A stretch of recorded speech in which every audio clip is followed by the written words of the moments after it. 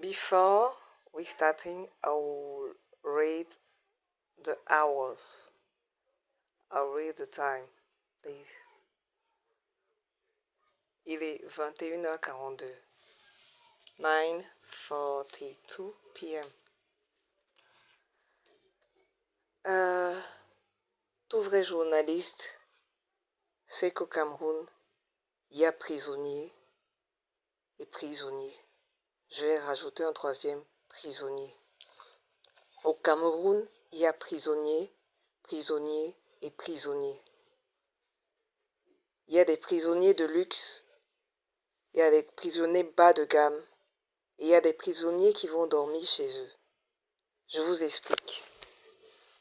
Ils sortent de leur prison et ils se baladent avec l'assentiment des gardiens de prison, des régisseurs. Ils vont faire leur vie de coupe dehors.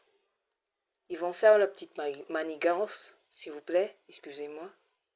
De temps en temps, vous allez entendre des lapsus. Faites comme si vous n'entendez rien du tout.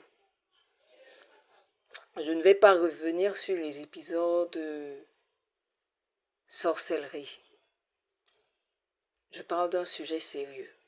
Donc quand vous allez m'entendre buter, faites comme moi, ignorez ça. Ces individus, ils peuvent ne pas avoir du fric. Ça veut dire quoi? Ça veut dire que ce sont des individus qui, en substance, en apparence, n'ont pas un centime, mais ils ont cette particularité d'être des amis d'eux, des proches d'eux, des frères d'eux. On ne va pas revenir sur qui fait quoi, quand et comment. Vous êtes sur une chaîne où vous, si vous m'écoutez, depuis le début, vous comprendriez que je suis piraté et que je parle de certaines personnes qui sont dangereuses. Il y a plusieurs formes, avant de continuer, d'agression terroriste. Il y a plusieurs formes d'agression politique. Il y a plusieurs formes. Maintenant, je vais transformer tout ce que j'ai dit aujourd'hui, tout ce que j'ai dit hier, tout ce que j'ai dit avant-hier, il y a un mois, plusieurs mois, jusqu'au départ, à l'ouverture de ma chaîne, en ceci. Il y a plusieurs formes de kidnapping. Voilà. Je me considère désormais, avec mes appareils piratés, et ma vie me suppose comme quelqu'un de kidnappé. Et personne ne peut me dire le contraire. Personne ne va me dire le contraire. Vu tout ce que j'ai enduré et subi, je vais revenir sur le sujet dont je parlais. Les prisonniers qui vont chez eux et retournent dans les prisons comme ils veulent. Vu tout ce que j'ai vécu, je suis désolée, on m'a volé par exemple, un petit exemple, plus de 80 plants de vigne. Il y a des gens qui sortent de partout avec des bouches, on ne sait pas d'où ils sortent, vraiment, j'arrive pas à y croire. Mais ils parlent des choses, ils savent bien ce qu'ils ont fait, mais ils veulent me salir. Mais là n'est pas la question. La question est, en volant les 80 plants de vigne, les plus de 80 plants de cacao que j'ai plantés de mes mains sur le terrain de mon père, à Mesondo, Benguesou, c'était pour camoufler quoi? Mon agression sexuelle, le pierçage de mon vagin ou le kidnapping de mon ex-belle-sœur. Parce qu'on parle très bien de quelque chose de très sérieux, le terrorisme. En découpant mes vêtements, en entrant par effraction chez moi, à Yaoundé, Biémassi, Tam-Tam, Week-end, en me menaçant de mort, en me faisant parvenir des petits enfants de 5 ans, c'était pour me dire quoi? C'était pour camoufler quoi? En faisant passer tout ce qu'ils ont fait pour des histoires de cul, pendant que tout le monde sait que moi je n'ai jamais fait dans ce genre de choses. Je suis désolée, mais vous allez devoir vous y faire parce que des gens comme moi, je parle bien de moi, j'ai pas ce type de réputation. Je n'ai jamais été ça et je serai jamais ça, peu importe le nombre de fois qu'on essaiera de salir mon nom, de transformer ma personnalité, je suis désolée. Dans mon adolescence, comme dans le début de mon âge adulte, jamais je n'ai fait dans ça. J'ai été violée, Je n'en ai pas parlé, ça ne fait pas de moi une fille qui cherchait les garçons partout. À 23 ans, 22 ans, j'étais encore vierge. Je ne sautais pas sur les lits de n'importe qui à chercher l'argent. Mon père m'a bien éduqué, ma mère aussi. Je reviens, ne vous inquiétez pas, je reviens sur le sujet le plus important qui m'amène ici. Les prisonniers qui se baladent librement dans ce pays, pendant que les gens font comme si ils ne les voyaient pas. Les vrais journalistes savent qu'il y a des gens qui sortent de prison, qui se baladent partout. Il y en a même qui sont condamnés à perpétuité. Je suis dépassée et je suis désolée. Ils vont se balader dehors. On ne sait pas qui leur donne, mais on sait quand même que c'est un système très bien huilé. Ils sortent, ils viennent, ils entrent. Il y a un que je connais qui a été condamné pour assassinat. Quand je dis je connais, c'est pas quelqu'un qui m'est proche, hein. C'est quelqu'un que je peux montrer avec mon doigt comme ça, qui ne fait que déranger les gens. Il tourne autour de ma famille. Je ne sais pas ce qu'il nous cherche. J'arrive pas à comprendre. J'ai déjà essayé de mettre des gens en garde chez moi, de dégager cet individu de chez nous là. Je peux le voir là-bas. Mais je pense qu'il vient pas. Je pense qu'il vient, si on fouille bien, de ces individus dont je parle tous les jours. Quelqu'un a tué quelqu'un, il a été condamné à perpétuité, il sort de sa prison, il se balade, il sort de la prison, c'est-à-dire qu'il est dans une ville, dans un village quelque part, et il sort de sa prison, il monte dans les transports, il se balade. Ça c'est oh là là, notre pays est magnifique, hein. Il est vraiment magnifique. Je peux dire autre chose. Ces prisonniers qui ont des téléphones portables, toute une industrie. Imaginez-vous, à la police, vous allez vous plaindre. Vous parlez de piratage informatique. On vous parle de prisonniers qui, au fin fond de Kondengui, ont des ordinateurs portables et pilotent des mafias.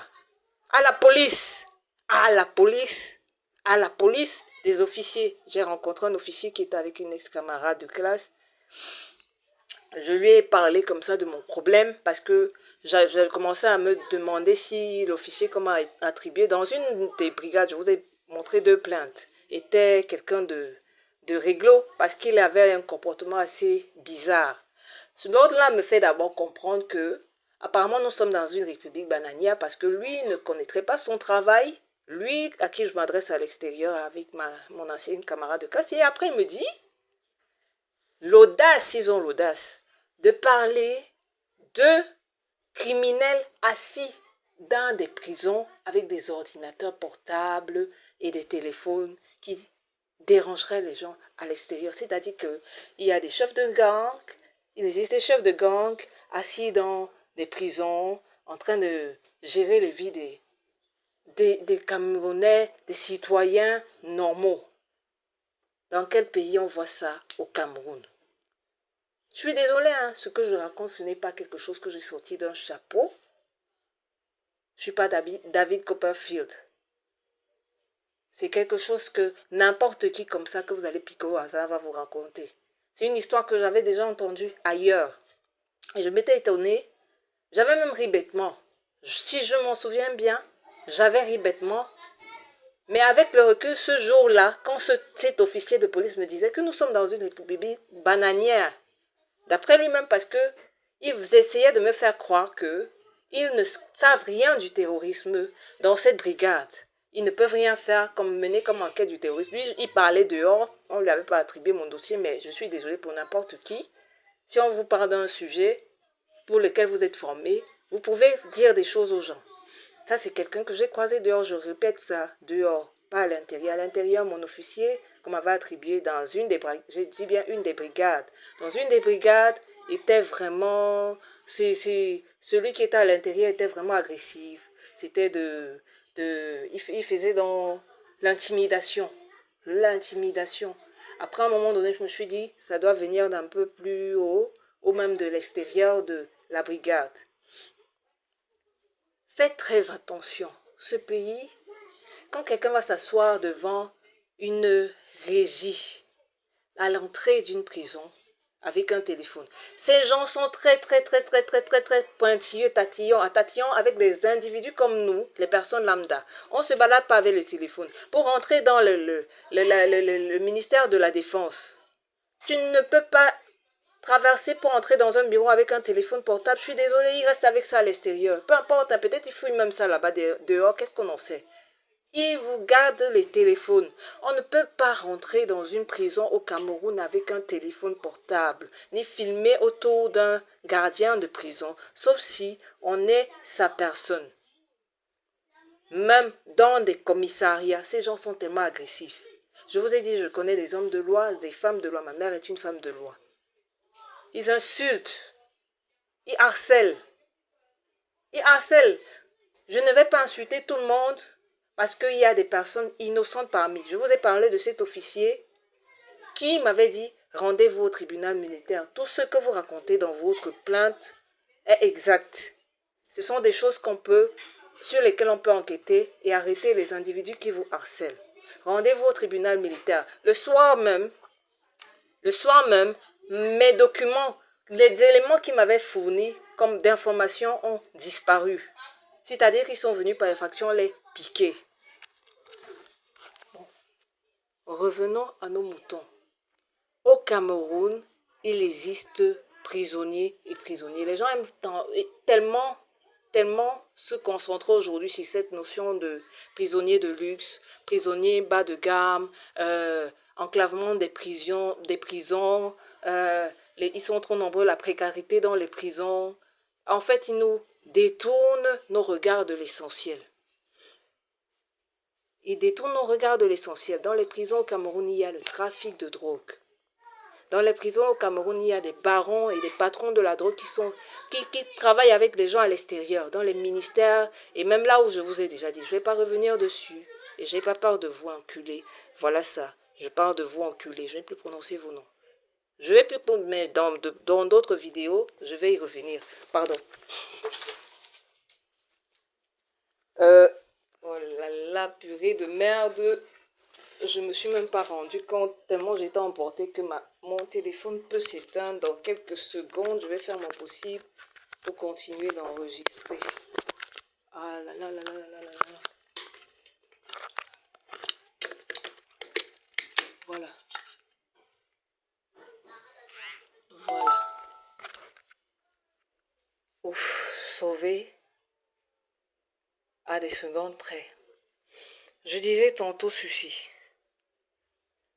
Il y a des barons de mafia, disons-le nous. À l'époque, quand j'étais enfant, on disait il n'y a pas la mafia au Cameroun. Il n'y a pas les favelas, il n'y a pas de ghetto. Bon, appelons ça comme les Camerounais. Il y a les barons de trafic de drogue, les barons de trafic comment on va dire ça, les barons de grand banditisme, du grand banditisme.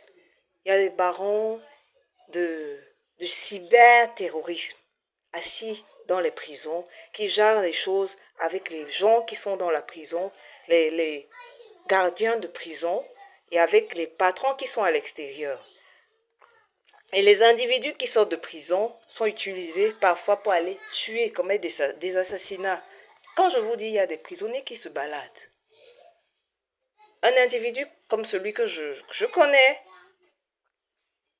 qui a été condamné pour un assassinat, oh, s'il a tué, il ne peut pas recommencer.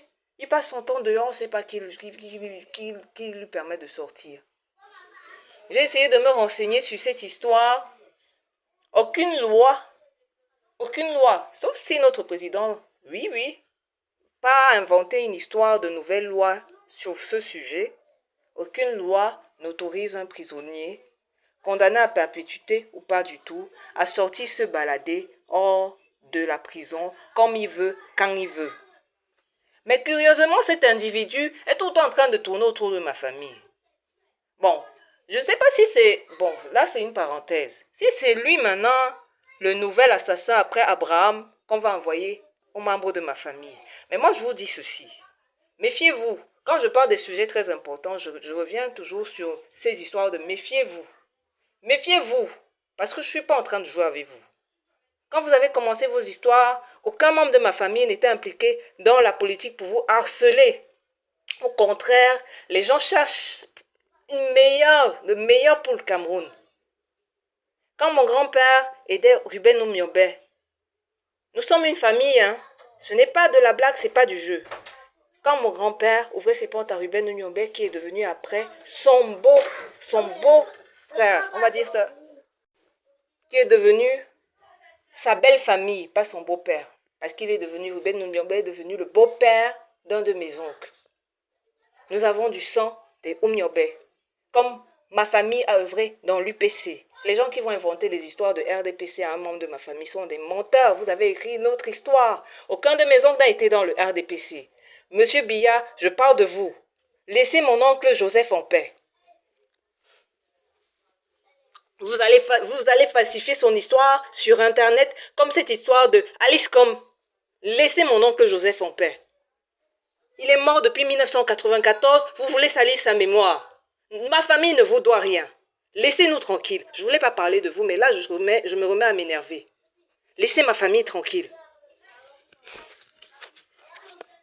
Donc, comment se fait-il qu'un condamné se balade librement? Et ce n'est pas la première fois que j'entends ce genre de choses. Et quand ça a commencé à être rendu public, nous étions dans les années 2010. 2010, la période où ils m'ont fait violer, les gens en parlaient dans les journaux, les médias. Ils ont commencé à raconter comment c'est faux. C'est faux, c'est archi faux, c'est archi faux. Ils se sont mis à nous faire voir leurs prisonniers de luxe installés dans les prisons. À l'époque, c'était j'avais mes nausées. Parce que les gens racontaient qu'ils sortaient, ils rentraient chez lui. Bon, celui que moi je vois là, expliquez-moi ce qu'il fait dehors. Il voyage, hein, il rentre dans les transports. Et je suis persuadée qu'il est lié à vous. Je vous préviens qu'il ne mette plus ses pieds chez nous. Vous me provoquez.